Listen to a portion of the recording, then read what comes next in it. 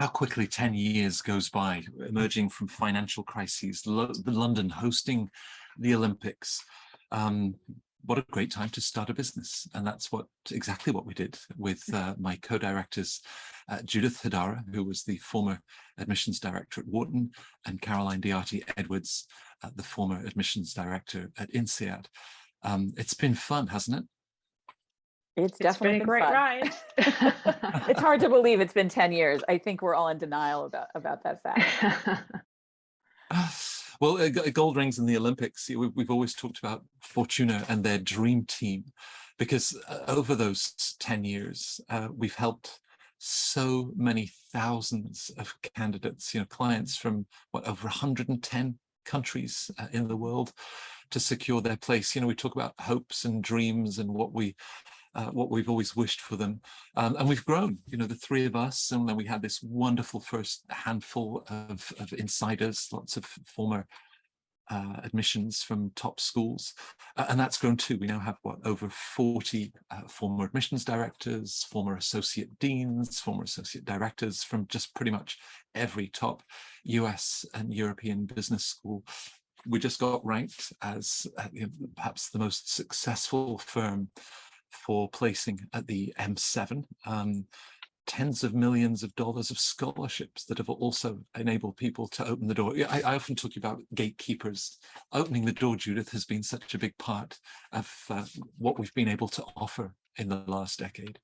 And I think that that's so important. And when I was at Wharton and people said to me, well, why are you leaving university life? And I had loved it. I'd been there for a very long time in a number of different positions.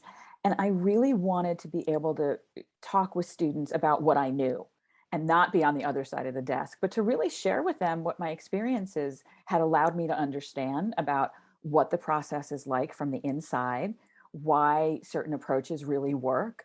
And at heart, I'm really a counselor. And I think that's what drove me to want to start, talking to students with the two of you, was just that opportunity to have face-to-face discussions about how can we help these students, these prospective applicants, put their best foot forward.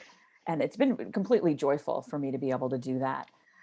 Caroline, I'd estimated that over the 7 years running the admissions office at INSEAD, that meant having a final decision on over 30,000 applicants to INSEAD's MBA program. But you've spoken about receiving that sort of polished final product. But the last 10 years really has been, getting so much closer to clients, helping them find their voice. What have you most enjoyed? Yeah, I really appreciate the opportunity that I have at Fortuna to get to know clients much better than I could when they were candidates at INSEAD and I was, evaluating them with the admissions committee. Because as you say, at the school, you're dealing with such a tremendous volume of candidates, and you spend very little time individually on each case. And you receive, as you say, the final product. And in fact, sometimes the final product wouldn't be as polished as you would like it to be, right? So I would get an application from someone and I could see that the raw material, right, their profile was very good, but they had misunderstood what we were looking for in the application process, or, they had made a bad choice of recommendation, or something had gone wrong in their presentation. And it was frustrating, right? And it's a shame. And so I very much appreciate the opportunity that I have at Fortuna to make sure that the people we work with don't make those mistakes. And, we take the guesswork out of the process for them. And I love having the opportunity to get to know people. We often work with people over several months, and I very much appreciate the position of trust that our clients put us in, and the opportunity that we have to help them put their best foot forward in what is an incredibly competitive process. I was just reading some applications today, two incredibly talented young people on very different paths, very different backgrounds, and it's just fascinating. I get so much joy, as Judah said, out of working with these young people, and I am in tremendous admiration of what they have achieved, and it's fascinating, the tremendous the variety of backgrounds and diversity of clients that we work with.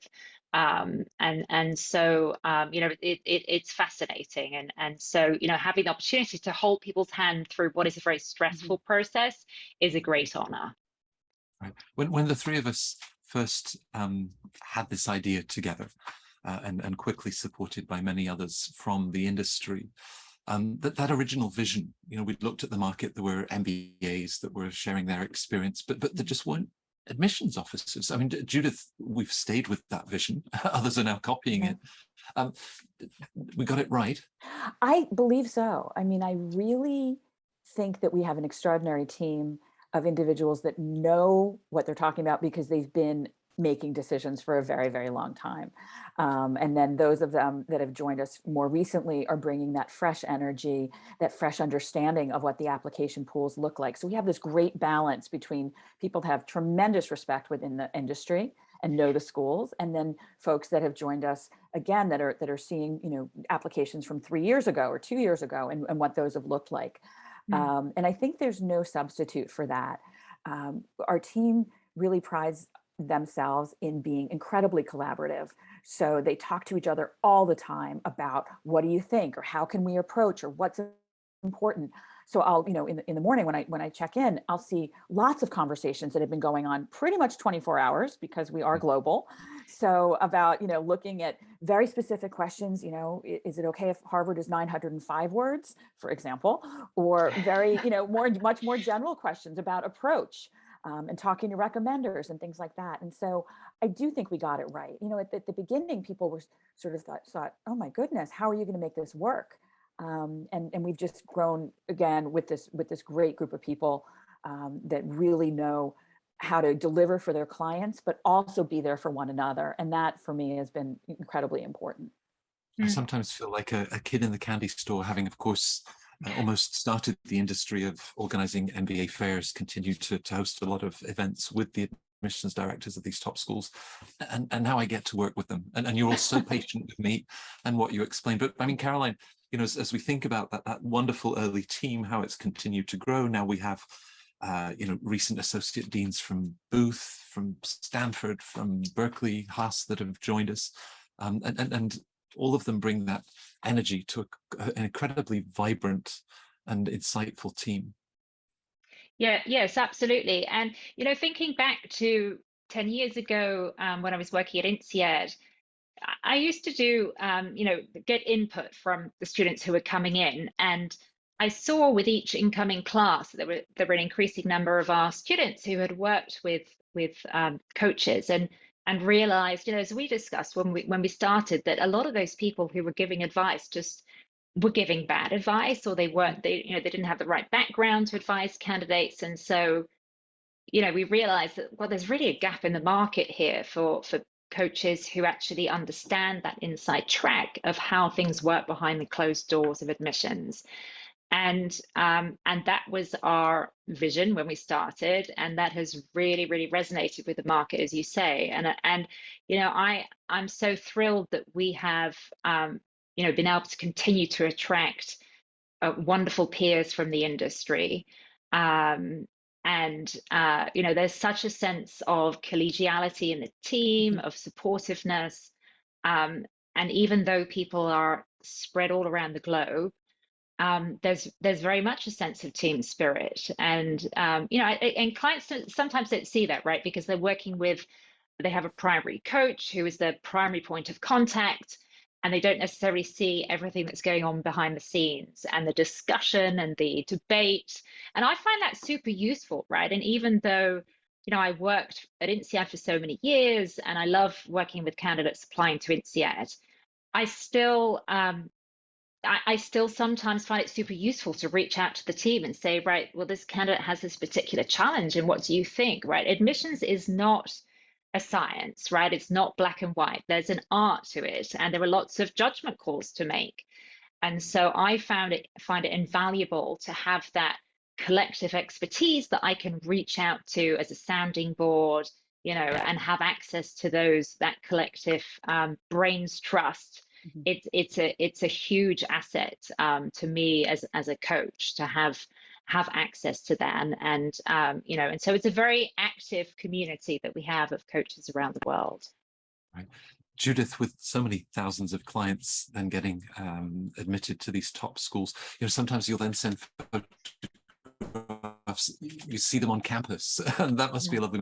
I mean, do you have a favorite story or just something perhaps that I you're love particularly that. proud of? I do. I keep in touch with, some of my students, and I love seeing what's going on in their lives, new careers, new families, new locations. I've gotten invited to graduations, which just makes me beyond thrilled. Last year I was invited to MIT Sloan. I wasn't able to make it, but the student said to me like I was a second mom. I said, well, good. I'm happy to be an honorable auntie. And I actually I met up with him for coffee the last time I was in New York. And so these relationships, and I'm not the only one. I mean, so many of our teammates will say that they've gotten to really appreciate, knowing their clients, and they'll see them afterwards and see how they're growing. And it's remarkable. And I think at the heart of it, we're all deeply interconnected people. That's what brings us. We have this ability, certainly in this particular realm, like we're really good at walking the process with folks that are applying, but we deeply care about what happens and how it's happening. So that to me is just a hallmark of the type of individuals that are on our team, and something that I think is really important. So we're not a factory. We never have been. We cap our client numbers, per coach very intentionally, so that students don't feel like they're just one of 25 students that are getting, reviewed and reviewed and reviewed. It's really genuinely a one-on-one interaction. And that's something that's just been terrific. And I think for all of us, when people post where they're going on the first day of school, or they've just gotten admitted on LinkedIn, we're all so thrilled collectively, because we know that we had a part in helping to have that happen. If we think, Caroline, about the many consultants, bankers, engineers, those well-represented profiles in the applicant pool, but also so many that didn't have any connection to business school, weren't certain with their less traditional profile that they might be the right fit. As you think across all of those different stories, where do you think it really then makes the difference, the sort of guidance we can offer? Yeah, I think having the context of having read so many applications, and I still, when I review an application for a client, I go back to the mindset of when I was evaluating files at the school, and that admissions committee mindset, and so I think we have that ability to step into the shoes of the school and understand, okay, well, looking at this candidate, what are the things that are going to stand out, and what are the concerns that they're going to have, and therefore how can they best showcase their experience, and how can they mitigate proactively any concerns that the school may have, and just understanding how the different pieces of that puzzle will fit together to create a really coherent story, and having that the broader perspective of how this candidate may look compared to the other people in the pool that they're going to be compared against. It is hugely valuable, because as an individual, the candidate may they may be aware of other people who are applying, and they may have some colleagues who are applying if they're in a firm where people typically apply to business school, but they're not going to have that broader sense of the broader pool. And I think being able to hold up a mirror to them as well and help them understand, okay, well, this is really extraordinary what you've done, right?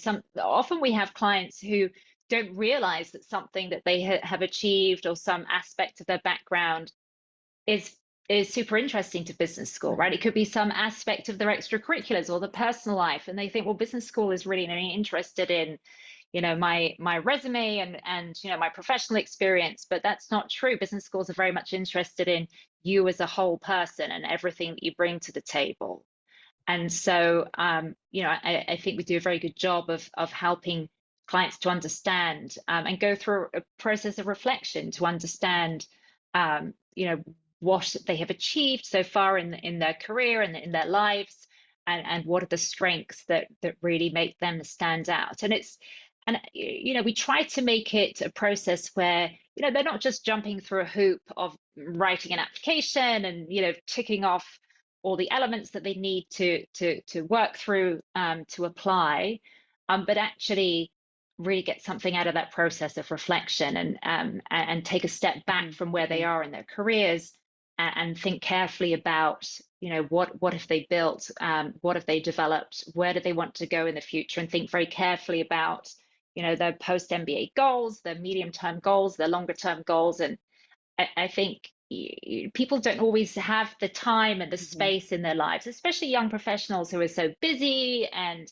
the day job is so demanding that they don't necessarily have the time or the space to take a step back and think, take that sort of higher level perspective on taking stock of where they are and where they're going. And so, I think that the process and the methodology that we take them through when we do that, really helps them do so much more than just present themselves well to business school, but it helps them also. We often get feedback from clients that the work that we've done with them has helped them really hit the ground running when they do get to business school, because they have a much better sense of themselves and what they want to get out of the program. And what they want to do as regards their job search and how they're going to approach that. So they're very well equipped to make the most out of the experience when they start. Right. I think with what you're describing, I actually think that starts with the first point of contact with Fortuna. We've got this wonderful core team that I'm very lucky to be involved with, that handle our consultations, and thousands of them. We speak to everybody that reaches out to us, which is not true of the wider industry. But just, I think if there was a TripAdvisor rating or some sort of JD Power, I think we'd be at 5.1 on a 5 scale, or a 6th star. The number of the individuals that said, we ran over, you've taken the time to look at my profile, we've just had an extraordinary conversation, holding up this mirror that you're describing, Caroline. And I'm thinking, on average, if I speak to 20 individuals from all over the world, from the Solomon Islands. I haven't had anyone from Easter Island. I'm still waiting for that call. From all over the world, and sharing with us, and real sort of openness and honesty, and coming away saying, wow, that was the best call. It's been so helpful. So if I speak to 20 people a week, that's about 1,000 a year. If we've been going for a decade, I might have just reached 10,000. Now, whether that applies to Bill Gates, who says if you do 10,000 hours of anything, you're an expert. Let's hope it's a step in that direction. But it does feel a blessing. Judith, what does the next 10 years bring for Fortuna? I love that question, because I think we're really excited about what happens next. There's so many changes in the ways that individuals are looking at higher education. Certainly the pandemic has taught us about all sorts of opportunities and options, change in the workplace, change in career path, change in opportunity. So I have no doubt that the MBA is going to continue to be a pivotal part in this generation's next steps. But I think we're all going to be looking at the different ways that it can be accomplished, and where people might want to insert themselves in that process. So it might not be at a particular juncture that it was when we first started Fortuna, to be honest. I do see this kind of going in a lot of different directions. But I know that the process that we've all been talking about is going to remain fundamentally important. So that discovery, that reflection piece, that gift of taking time to figure out, where am I right now? Where do I envision myself? And what is the right thing for me to help get there? So, and walking with, one of our team, and with a coach and a director. So I see that as just incredible possibility. Again, I think we're looking towards different methodologies in terms of delivery. Not everything has to be the way that we were doing it 10 years ago, but you did speak earlier about, we got it right when we started the company. Our vision for what we believed was a great way to go about that. And I don't think that that's going to change at all. I'm excited about it. I know that Caroline and I have learned so much about being small business owners, along with you, Matt, and what that's like. We all came from an educational background, and here we are sort of, making this happen 10 years later. And we learned from the best, Matt, because you've been a business owner for many years before we got engaged on this project. And I think we're all just really looking forward to see what happens next. So stay tuned, watch this space. Judith, I had to be a business owner because nobody was ever going to hire me. In terms of making things happen, perhaps that's a nice note to include, because of course the MBA, we do specialized masters, the masters in management, a wide range of graduate programs. Caroline, an individual is taking the step to invest in themselves. Whatever happens in the markets, uncertainty, that fundamental investing in yourself, it's something that you had done when you got your MBA, and of course so many thousands you've seen taking this step. That never goes away, right? No, I don't think so. And we sometimes talk to candidates who are concerned about the timing and whether it's really worth it and should they apply now, or will the market change and perhaps they should apply next year. Or does it even make sense for them given where they are in their careers? I mean, I always advise candidates to take a long-term perspective and not just think about, okay, if I do the MBA now, then what am I foregoing, right? Right now, a lot of candidates have a lot of great opportunities in the marketplace, right? They're getting promotions, they're getting job offers, etc. And so some candidates are hesitating about whether to apply. And I think that's a shame, because I think that, as an MBA candidate, it's really important to think about the long-term perspective and the value that you'll get from investing in your education in the medium to long term, and not just think about the next couple of years and what am I potentially missing out on if I do go off to business school. And I've never spoken to someone who has been to a top business school who has regretted it, right? And there are so many benefits from that education. Not just your career benefits, but having that network behind you is hugely valuable, and that's a great asset that you can leverage throughout your career, both professionally and personally, right? So I think there's a tremendous return in many ways, not just financial, on that investment in your education. Right. So here we are, we reached the first 10 years, and the three of us wanted to say thank you. We wanted to say thank you, of course, to so many of our extraordinary colleagues who you're literally changing people's lives in such a positive way. We wanted to thank everyone that's been a client with Fortuna, that have put your trust and faith in our team, and how we can then help make a difference as you pursue those hopes and dreams. And thank yous to all of those partners, whether it's journalists from the FT and the Wall Street Journal that have reached out to us, of course, so many of the events and public platforms, but it's an extraordinary community. I feel truly blessed to have shared these 10 years and with these two individuals that I'm sharing this recording with. Judith and Caroline, roll on the next 10 years. You cannot imagine how fortunate I am to work with both of you. Likewise. Thank you so much. This was great. I had a terrific time talking to you both. Happy birthday.